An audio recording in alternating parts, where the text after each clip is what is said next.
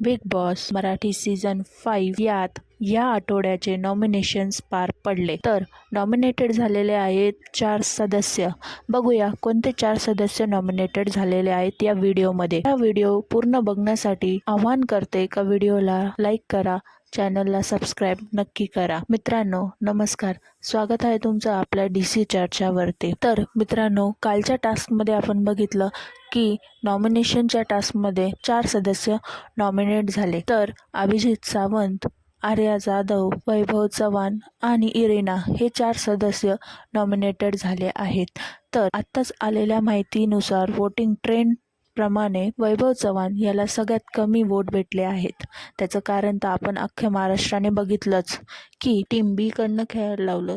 वैभव चव्हाणने पूर्ण unfair game खेळला, त्याच्यामुळे तो महाराष्ट्राच्या नजरेतून उतरला. याच कारणामुळे तो शेवटच्या क्रमांकावरती पोहोचला आहे. तिसऱ्या क्रमांकावरती आहे इरिना आणि दुसऱ्या क्रमांकावरती आली आहे आपली धाकड गर्ल आर्या जाधव.